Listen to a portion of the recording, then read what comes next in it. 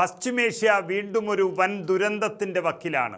ഇറാനും അമേരിക്കയും തമ്മിലുള്ള സൈനിക ഏറ്റുമുട്ടൽ 10ാം രാത്രിയും അതിശക്തമായി തുടർന്നപ്പോൾ സമാധാനം എന്ന വാക്ക് ആ മണ്ണിൽ നിന്ന് പാടെ മാഞ്ഞുപോയിരിക്കുകയാണ്.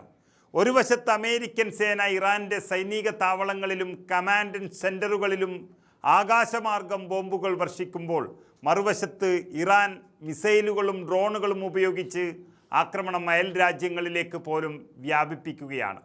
കുവൈറ്റിൻ്റെ വ്യോമാതിർത്തിയിൽ വരെ ഡ്രോണുകൾ തടഞ്ഞിടേണ്ടി വരുന്നു എന്ന് വച്ചാൽ ചിന്തിച്ചു നോക്കൂ, ഈ യുദ്ധം എവിടേക്കാണ് നമ്മളെ കൊണ്ടുപോകുന്നത് എന്നുള്ളത്. ഹോർമുസ് കടലിടുക്കിൽ എണ്ണക്കപ്പലുകൾ കത്തിക്കൊണ്ടിരിക്കുകയാണ്.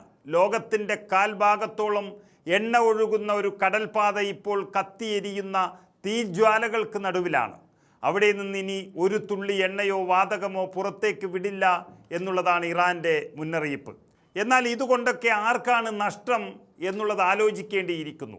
അധികാരം നിലനിർത്താൻ പോരടിക്കുന്ന ഭരണാധികാരികൾക്കല്ല, അതോ അങ്ങ് അറ്റ്ലാന്റിക്കിൻ്റെ അപ്പുറത്തിരുന്ന് യുദ്ധം നിയന്ത്രിക്കുന്ന വൻ ശക്തികൾക്കാണോ എന്നുള്ളതാണ് ചോദ്യം.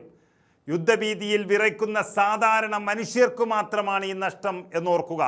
തൊഴിലും ജീവിതവും നശിക്കുന്ന ലക്ഷക്കണക്കിന് പ്രവാസികൾക്കാണ്. എണ്ണവില കുതിച്ചുയർന്ന് പട്ടിണിയിലാകാൻ പോകുന്ന സാധാരണക്കാരനാണ് ഇതിൻ്റെയൊക്കെ ദുരന്തം പേറേണ്ടി വരുന്നത്. ജോർദാനിൽ സൈനികർ കൊല്ലപ്പെട്ടതിന് പ്രതികാരം ചെയ്യുമെന്ന് അമേരിക്കയും ഇത് പൂർണ്ണതോതിലുള്ള യുദ്ധമാണെന്ന് ഇറാനും പറയുമ്പോൾ ആരും ഓർക്കാത്തൊരു ചോദ്യമുണ്ട്: ഈ രക്തച്ചൊരിച്ചൽ കൊണ്ട് വിജയമാർക്കാണ് എന്നുള്ളത്. അധികാര കൊതിയും പരസ്പരമുള്ള കൊമ്പുകോർക്കലും കൊണ്ട് ഒരു പ്രദേശം മുഴുവൻ കത്തിയെരിയുമ്പോൾ തകരുന്നത് നിരപരാധികളായ മനുഷ്യരുടെ ഭാവി മാത്രമാണ്. മിസൈലുകൾക്ക് മതമോ രാഷ്ട്രീയമോ ഇല്ല. അത് വീഴുന്നിടത്തെല്ലാം അവശേഷിക്കുന്നത് കണ്ണീരും ശവശരീരങ്ങളും മാത്രമാണ്. വൻ ശക്തികളുടെ ഈ അഹങ്കാരവും യുദ്ധഭ്രാന്തും അവസാനിപ്പിച്ചില്ല എങ്കിൽ പശ്ചിമേഷ്യ മാത്രമല്ല, ഈ ലോകം മുഴുവൻ ഇതിൻ്റെ പ്രകമ്പനം അനുഭവിക്കേണ്ടി വരും എന്നുള്ളത് ഉറപ്പാണ്. യുദ്ധമല്ല, സമാധാനമാണ് വേണ്ടതെന്നുറക്കെ വിളിച്ചു പറയാൻ ഇനിയെങ്കിലും ലോകം ഒന്നിക്കേണ്ടിയിരിക്കുന്നു.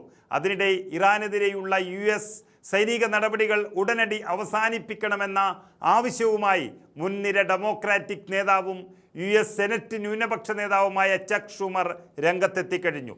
പ്രസിഡന്റ് ഡൊണാൾഡ് ട്രംപ് ഈ യുദ്ധം നീട്ടിക്കൊണ്ടുപോകുന്ന ഓരോ നിമിഷവും അമേരിക്കൻ സൈനികരുടെ ജീവൻ കൂടുതൽ അപകടത്തിലാവുകയാണെന്ന് അദ്ദേഹം ഓർമ്മപ്പെടുത്തി. സമൂഹമാധ്യമമായ എക്സിലൂടെയാണ് അദ്ദേഹത്തിൻ്റെ നിലപാട് വ്യക്തമാക്കിയത്.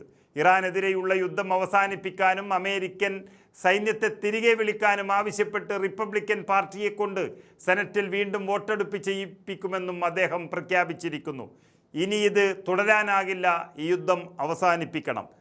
അദ്ദേഹം ഓർമ്മപ്പെടുത്തുകയാണ് രാജ്യത്തെ. നേരത്തെ കോൺഗ്രസിൻ്റെ മുൻകൂട്ടിയുള്ള അനുമതിയില്ലാതെ ഇറാനെതിരെ നടത്തുന്ന സൈനിക നടപടികൾ നിർത്തിവെക്കണമെന്നാവശ്യപ്പെടുന്ന വാർ പവേഴ്സ് പ്രമേയം US ഹൗസ് ഓഫ് റെപ്രസെൻറ്റേറ്റീവ്സ് പാസാക്കിയിരുന്നു. തുടർന്ന് ജൂൺ 24-ന് സെനറ്റിലും പ്രമേയത്തിന് അംഗീകാരം ലഭിച്ചു.